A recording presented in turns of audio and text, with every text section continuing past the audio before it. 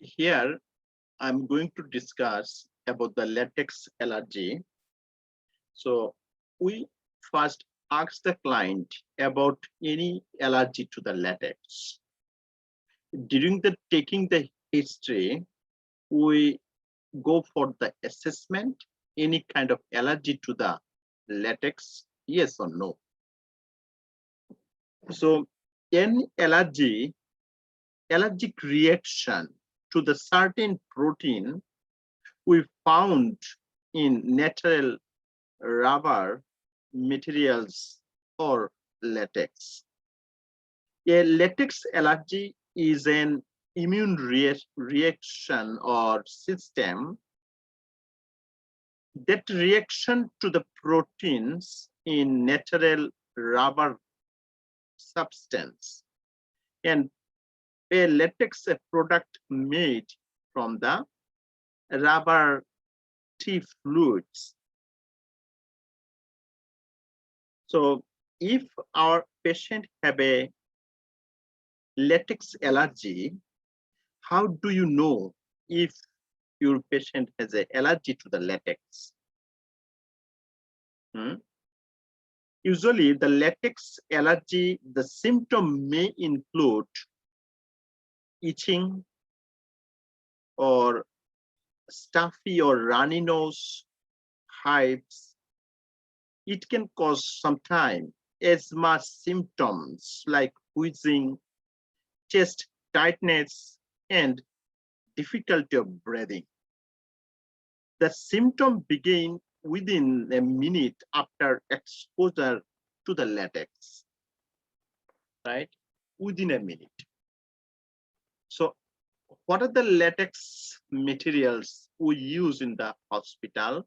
Like IV supplies that may contain the latex include IV catheter, IV tubing, IV port, particularly IV rubber injection port or rubber stopper, even the gloves, multi-dose vial, additives tape, or manufacturers typically label or packaging when the item is latex-free.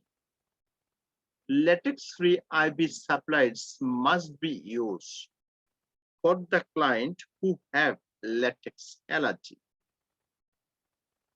So, first of all, latex allergy are most common in a people who have a regular exposure to the latex product, like rubber gloves. So right now, when we work in the hospital, in surgical department, we should wear the rubber gloves. So we continuously exposed to the latex. So that is why this allergy is most common among the healthcare worker or people who have undergone multiple surgeries. All approximate 50% of people with latex allergy have a history of another type of allergy as well.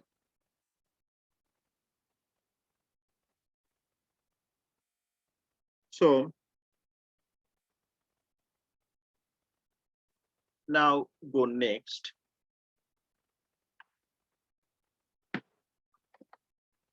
What are the peripheral IV site?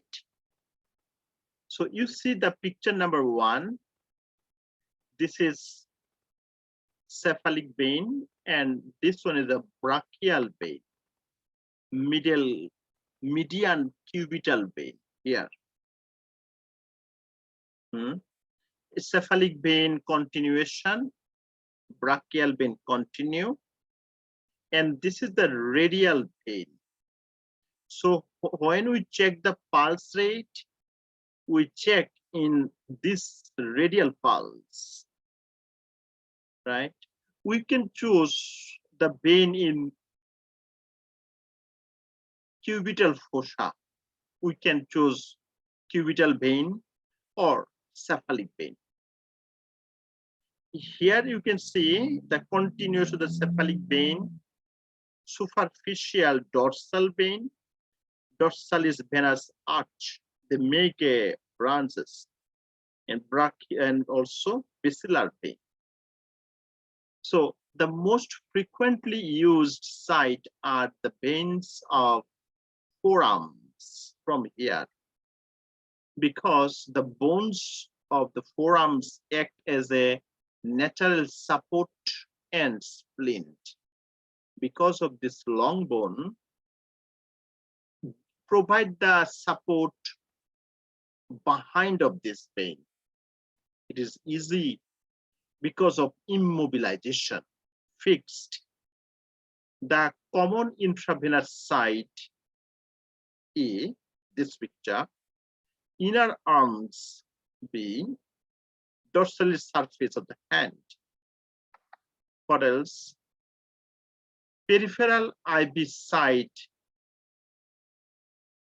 veins in the lower extremity are not suitable because of the risk of thrombus formation and possible pulling in the area of decrease the venous return. So lower extremity vein we do not use. Why? Because chance to develop thrombus. Vein in the skull or feet may be suitable site for infant. In case of pediatrics, we use the skull vein. Bending the elbow on the arm with a IV can easily obstruct it, and the flow of the solution will be obstructed as well, therefore causing the infiltration or inflammation. Next, the peripheral venous site, what we could avoid. Why we could avoid? Also, what are the conditions we should avoid? If the extremity is edematous, edema develop, swelling, fluid accumulate, it is better to avoid. The arm that is weak or traumatic or paralyzed, it is good to avoid.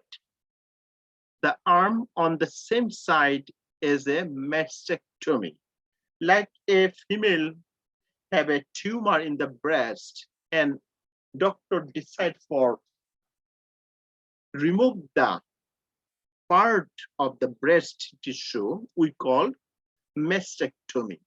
So if mastectomy in the left breast, we always avoid left hand for IV site. Even to measure the blood pressure, it is better to avoid if patient have a mastectomy. The arm that has an arteriovenous fistula or fistula or shunt for dialysis, it is better to avoid. A skin area that is infected, we must avoid. What else? Avoid the checking the blood pressure on the arm receiving the IV infusion. Also avoid the checking the blood pressure in the same side mastectomy have done, if any. Do not place the restraint over the venipuncture site, restraint.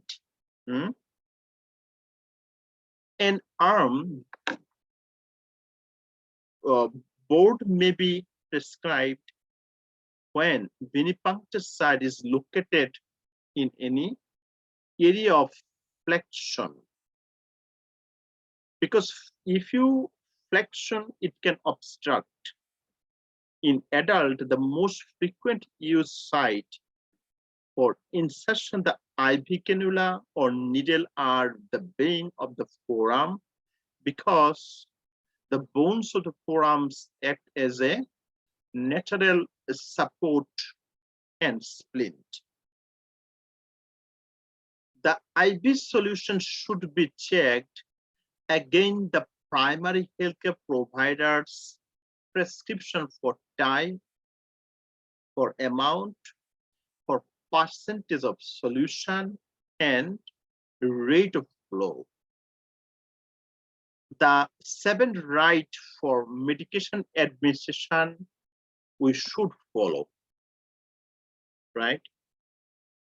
Also check the health status and medical disorder of the client and identify the client's condition that contraindicated use of a particular IV solution or IV equipment, such as allergy to cleaning solution, additive materials, latex allergy, or check the compatibility of IV solution as appropriate.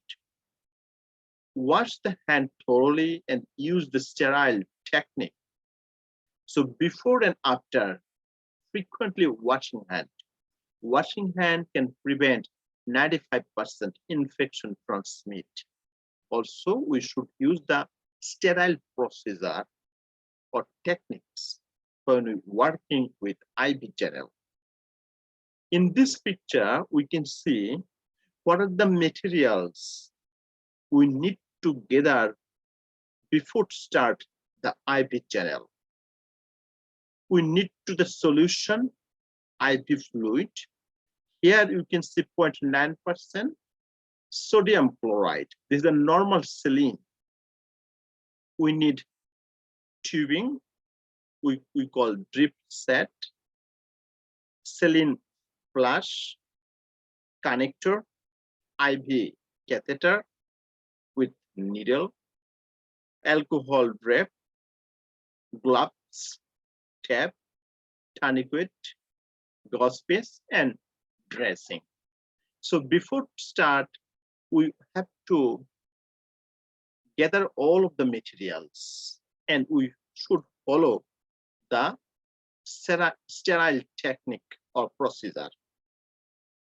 Here we are going to read what are the step-by-step procedure we could follow during administration of IV solution. This information we collected from our textbooks. Let me read it with you. The nursing action for inserting a peripheral intravenous line. First of all, we could check the healthcare provider prescription and we determine the type and size of infusion device and prepare intravenous tubing or extension set and solution. The prime IV tubing and extension set to remove the air from the system. So it is very important to check any kind of air bubble, water bubble, because these small particles can cause a big problem later on. Like they develop deep vein thrombosis, they lead to pulmonary embolism. And also, before start the procedure, we should explain all step by step to the patient. Select the vein for insertion based on vein quality, client size, and indication of IV therapy.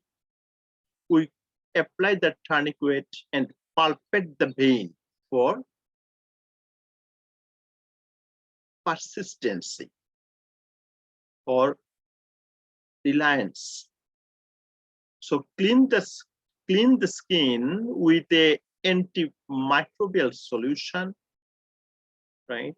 And also we specify by the Central for the Disease Control. So it is good to follow the agency policy or central guideline by CDC. Stabilize the vein below the insertion site and then puncture the skin and vein and observing for the blood came back in the chamber.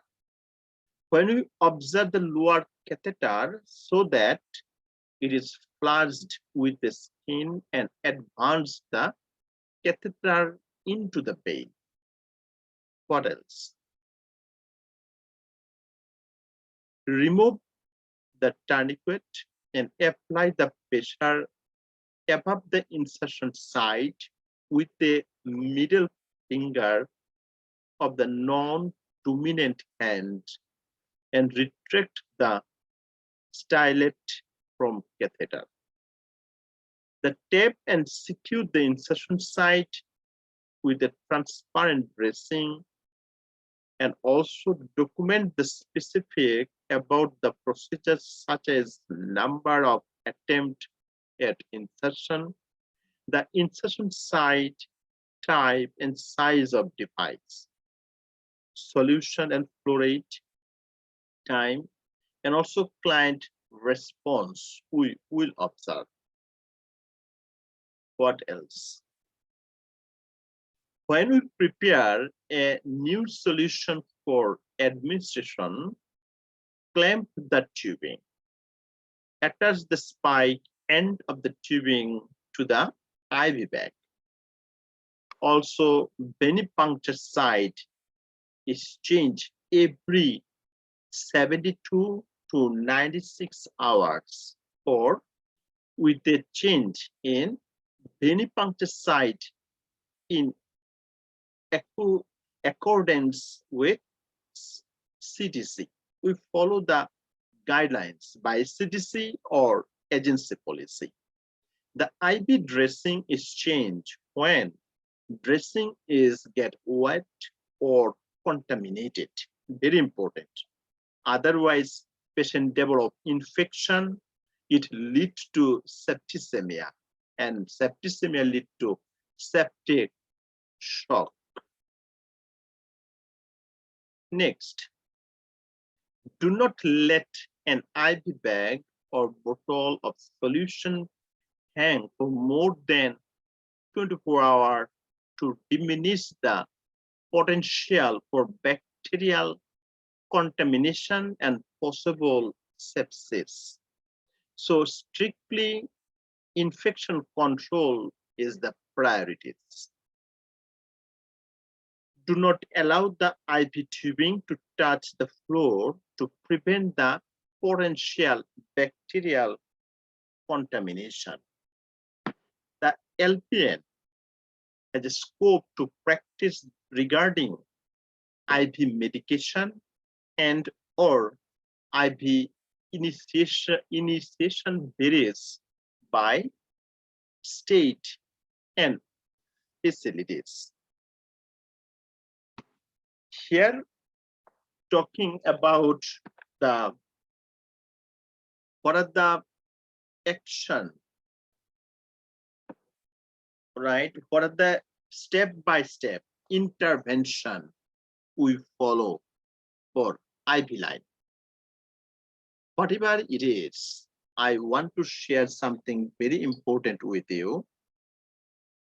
When we go for IV channel open, the number one priority is to prevent infection. This is the question NCLEX board asks. First of all, we have to select what vein we are going to pick the needle. Is it subclavian? Is it femoral? Is it brachial? Then we have to follow the procedure to prevent infection first. How we can prevent the infection? How? First of all, hand washing. Then we use the antiseptic solution, right, for skin asepsis. Means around the incision line, we have to clean with chlorhexidine solution or gluconate solution for 30 seconds at least. Then assessing the clean with alcohol. Finally, we push the needle and changing with the dressing. It is a very basic steps. Let me read it with you. Check the healthcare provider prescription. Turn off IV tubing clamp. Apply light pressure with the sterile gauze. Then apply pressure for 2 to 3 minutes using the dry sterile gauze. Inspect the site for redness, drainage, and swelling. Apply the dressing as needed and document the procedure and the client response. On insertion can cause the initial pain, very natural, or discomfort the client. IV puncture provide a routine of entry for microorganism. Medication administered by IV route, fluid overload and electrolyte imbalance can occur. Incompatibilities between certain solution and medication can occur. Next, what are the complications?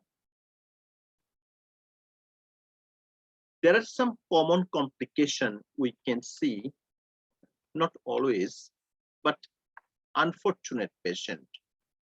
Most common ER embolism, catheter embolism, circulatory overload, or electrolyte overload, right? All can lead to imbalance. We definitely, as a healthcare provider, we must know what are the signs and symptoms of electrolyte imbalance. What are the signs of hyperkalemia, hypokalemia, hypercalcemia, hypocalcemia? Sometimes others complication, patient develop hematoma, infection, infiltration, phlebitis, thrombophlebitis, and tissue damage. NCLEX board asks the question from here. What are the common questions and what you must know before to go to the board exam? What are the difference? Infection, infiltration, phlebitis, thrombophlebitis. Basically, when we see the blood clot or ecchymosis or immediate swelling or leakage of blood at the site, also hard and painful lump at the site, it is hematoma. Blood clot and ecchymosis, swelling. Next, infection. When a patient has an infection in insertion site of needle or IV channel, we can see local redness, local tissue redness, swelling, drain at the site, drainage, systemic manifestation like chill, fever, malaise, or headache, nausea, vomiting, backache, and tachycardia, very late stage.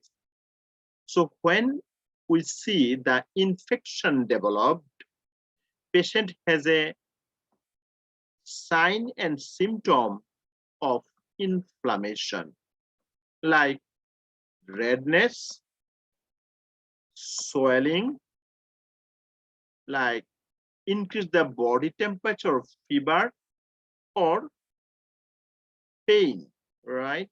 It is a sign of inflammation in case of infection.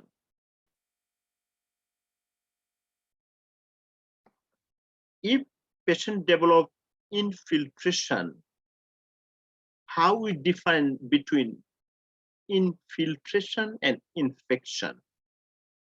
Infiltration means patient develop edema, pain, numbness, coldness, and also may or may not have a blood return. So difference between infection or inflammation with infiltration are, here we can see the coldness, but here we can see the increase the local temperature, and also patient develop fever.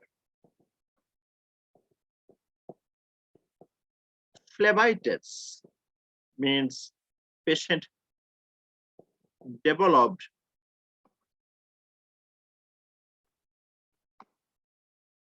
heat, redness, tenderness at the site, not swollen. Also intravenous infiltration, sluggish. In case of thrombophlebitis, we can see hand or cord-like vein. So this is the characteristics nature are cord-like veins. Heat, redness, tenderness, as like as phlebitis, but cord-like, it can distinguish with others. In case of tissue damage, what we can see? Tissue damage, we see skin color change, dead tissue, necrosis in late stage, or discomfort at the site.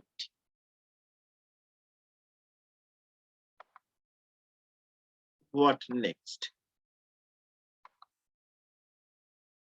What are the other complications of IV therapy continue? Like ear embolism. So the picture you can see, this is the blood vessel. Ear bubble is so big, blockages the blood flow. They can cause the clot formation. This clot can travel in the circulation and they fall in stuck when passing through the microcirculation and causes the big problems. Let me read it. A bolus of air entered the vein through an inadequate pre-made IV line from a loose connection during a tubing change or remove the IV. Prevention and intervention. The prime of tubing with fluid before use and monitor for any air bubble in the tubing. Also, secure all connection. Replace the IV fluid before the bag or bottle is empty, right? Otherwise, air go inside and causes develop ear emboli. If any ear embolus is suspected, the RN is notified immediately to the healthcare provider. The tubing is clamped, the client is turned on his or her left side with head of the bed lower. We called Tandelberg posture or position, very important, or to trap the air in the right antrum and notify healthcare provider. What else? Catheter embolism, an obstruction that results from backache of the catheter tip during the IV insertion or removal, any type. Prevention and intervention. We inspect the catheter before insertion, remove the IV catheter carefully, and inspect the catheter when removed. If the catheter tip has broken off, the IV notify healthcare provider immediately. A tourniquet is placed high on the limb of IV site as prescribed, and do the X-ray. And in the radiography, we can see the broken side inside the artery, or find out where the location. The client may require any surgically remove and remove the broken side. What are the other complications patient chance to develop here?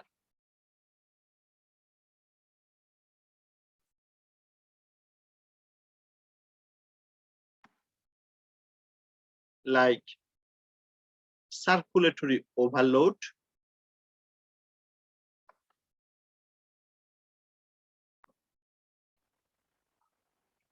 so circulatory overload, also known as fluid overload, the result from administration of the fluid too rapidly or in a client who are at the risk for the fluid overload. The prevention and intervention. So when we infusion the fluid, always keep eye open, not to speed up, not rapidly, because this lead to the circulatory overload. How we understand my patient has fluid overload? We put the stethoscope over the chest. If we hear any added sound in auscultation, it indicates patient has a fluid overload. But what are the patient complaint? They said shortness of breath, dyspnea, difficulty of breathing. It is indicate they have a fluid overload. How we can prevent and what are the nursing intervention? Identify the client at the risk for circulatory overload, calculate and monitor the drip or flow rate frequently.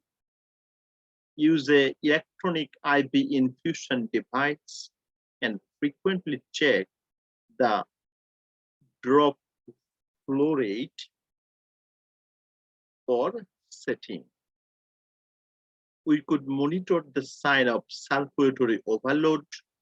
If the circulatory overload occurs, we decrease the flow rate to minimum.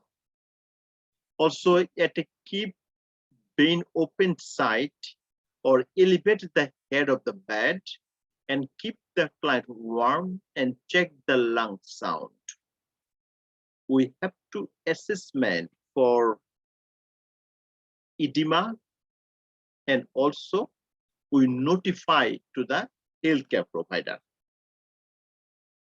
Client with respiratory, cardiac, renal, or liver disease, or if the client is older or very young person are at the risk for circulatory overload and cannot tolerate an excessive fluid volume infusion.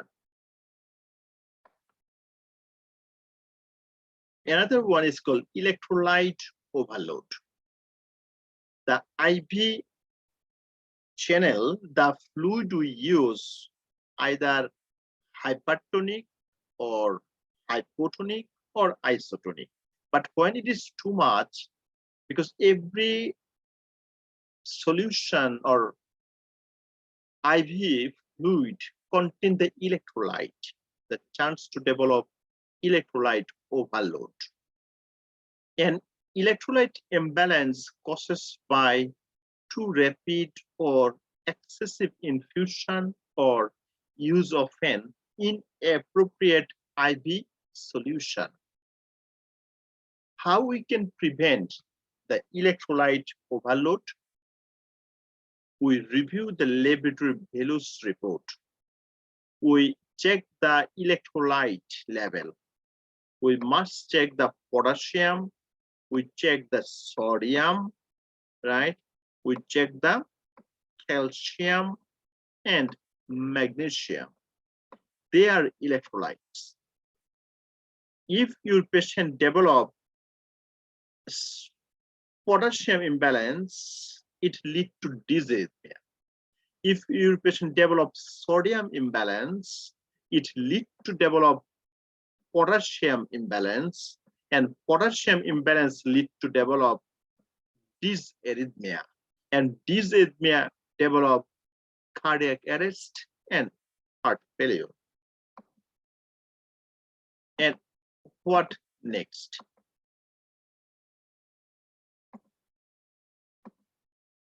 Also, verify the correct solution we are giving, or calculate and monitor the flow rate. Use an electronic infusion device, and we frequently check. A medication sticker is placed on the bag or bottle if a medication has been added in IV solution. Like this picture, you can see we never write direct on the bag, right? Because chance of absorption the ink inside. So write in a paper and then paper over the saline solution. We monitor for the sign of electrolyte imbalance. If any, we could notify healthcare provider. The lactate ringer solution contains potassium.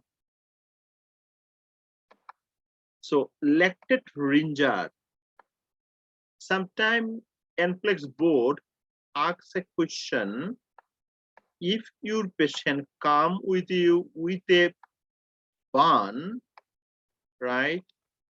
What solution you provide? Prefer always lactate ringer solution. This is the answer.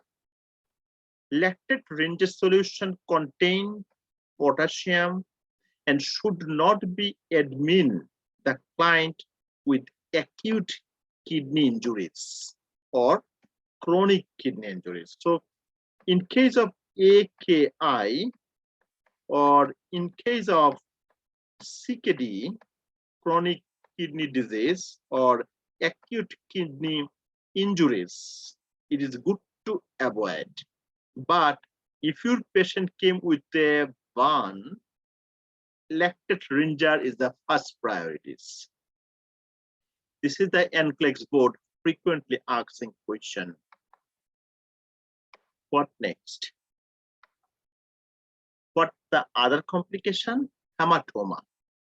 So the picture you can see here, this is hematoma formation, blood clot. The collection of the blood in the tissue after an unsuccessful venipuncture or after the venipuncture site is discontinued and blood continue to ooze from the tissue. How we can prevent and what are the intervention? When we're starting the IV, avoid the peaking or posterior wall of the vein. Do not apply the tourniquet to the extremity immediate after the unsuccessful venipuncture. When discontinue the IV, apply the pressure to the side for 2 to 3 minutes and elevate the extremity. Apply the pressure longer for the client with a bleeding disorder who are taking anticoagulant. If a hematoma develops, elevate the extremity and apply the pressure and ice as prescribed. Document accordingly and include the taking picture of the IV site if indicate any kind of agency policies. Next, infection. So you see the IV channel, a line and redness. So the entry of microorganism into the blood through the venipuncture site and patient develop infection. Venipuncture interrupt with integrity of skin, which is the first line of defense against infection. So first of all, I said bacteria or any organism enter through the venipuncture site. The local tissue or skin is a protective layer. They protect the organism, right? So integrity of the skin is interrupted because of needle, right? Because the skin is the first line of defense against infection. When bacteria go inside, the another defensive mechanism, neutrophil come. Neutrophil come to kill with bacteria. If neutrophil is fail, they call their big boss is called macrophage. Macro means big. Macrophage, big eater. They try to eat the bacteria. If macrophage is not enough, then give them antibiotics, right? So the longer the therapy continue and greater the risks of infection. Infection can occur locally at the IV insertion site or systemically from entry of microorganism into the body. What next? Infection continue. So at the risk client, the client who are immunocompromised, like a patient has an organ transplant, a patient has a under chemotherapy, a patient is diagnosed cancer, a patient is HIV positive, they are immunocompromised, right? So client receiving the treatment such as chemo or HIV, cancer, organ transplant, or older client, because of aging, altered the effectiveness of immune system. Also, the client who have a uncontrolled diabetes mellitus, they are immunocompromised. They have a chance to develop infection. How we can prevent the infection? We can determine the client who are under the risks to develop infection, maintain the strict aseptic procedure, and caring the IV site. Monitor for the sign of local and systemic infection. So what are the signs? We can see increase the body temperature, increase redness, swelling, and patient develop the fever. Monitor the white blood cell count, and white blood cell count will be go up. It indicate infection. Also check the fluid container or check for the leaks, cloudiness, or evidence of contamination. What are the common cause of infection? Also, IV tubing change no more frequently than every 96 hours per CDC policies, or we could follow the agency policies. What else?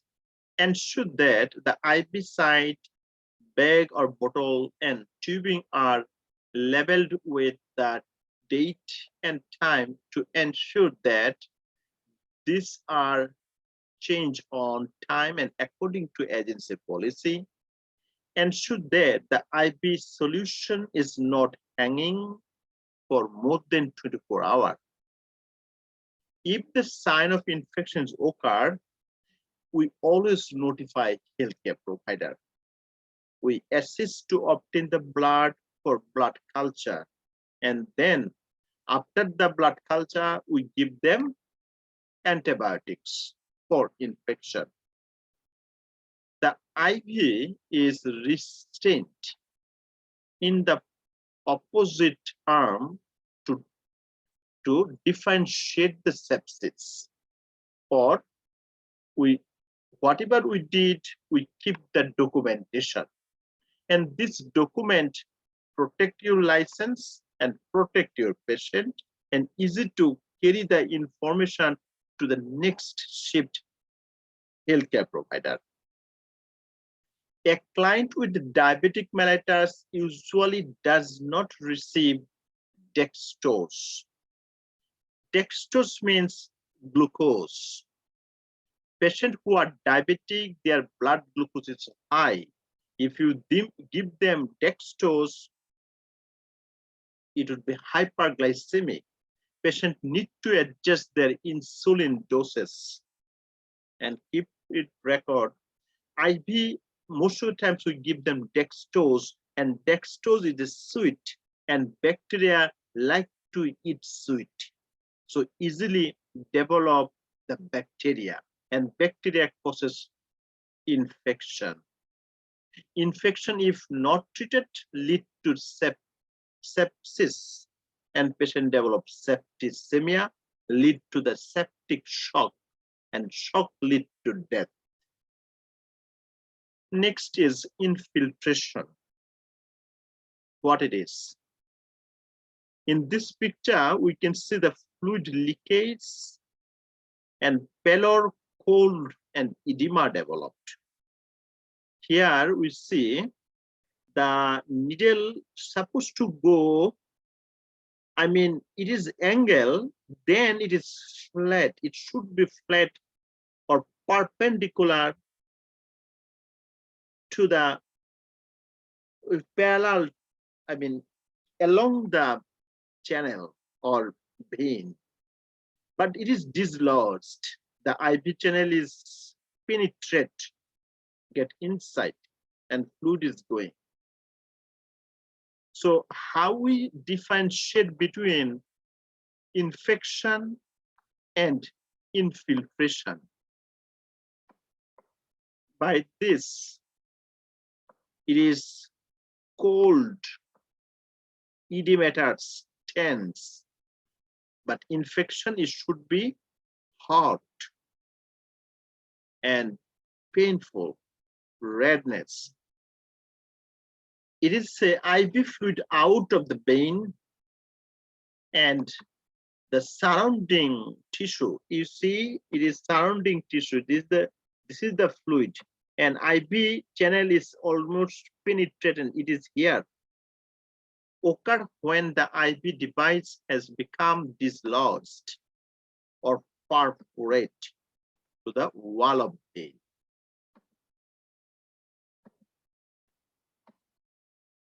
How we prevent the infiltration? We avoid the venipuncture over the area of flexion, or anchor the cannula or loop of the tubing securely with tape. Use an board or splint to fix the arm.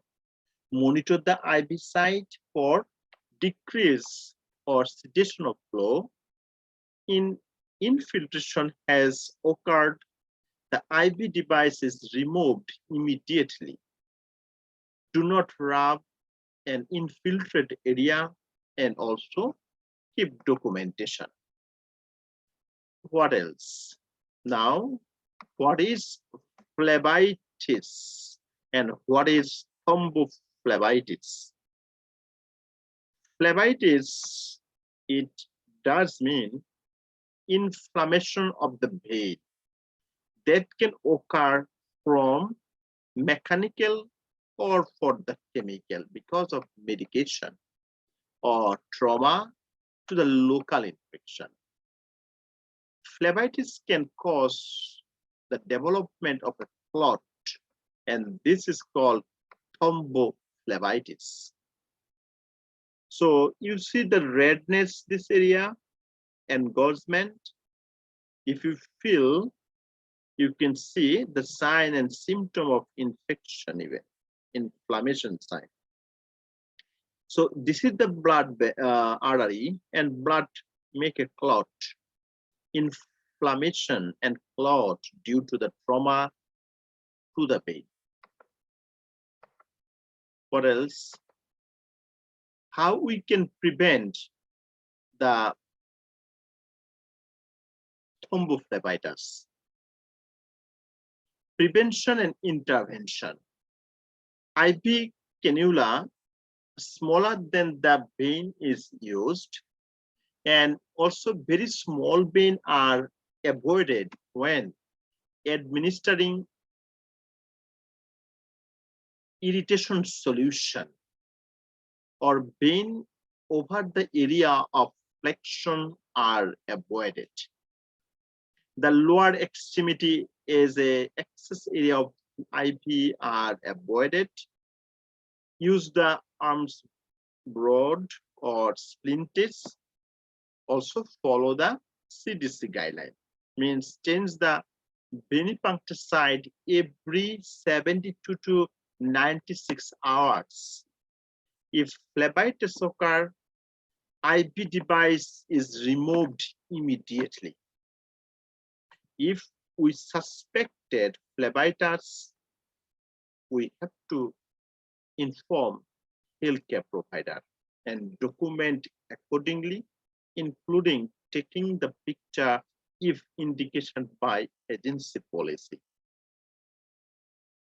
Next, we are going to talk tissue damage. Tissue is the most commonly damaged, include the skin, vein, and subcutaneous tissue. So we are talking about the complication of the IV cannula, right? This tissue damage because of the complication of channel, IV channel. Tissue damage can be uncomfortable and can cause permanent negative effect. The intravasation is a form of tissue damage caused by seepage of a vesicant or irritant solution into the tissue, right? And if we see, we could notify to the healthcare provider. So in this picture, we can see bluish discoloration and also red in the periphery and blister develop here. So how we prevent it? A careful and gentle approach is important. And tapping the skin over the vein when IV started to avoid.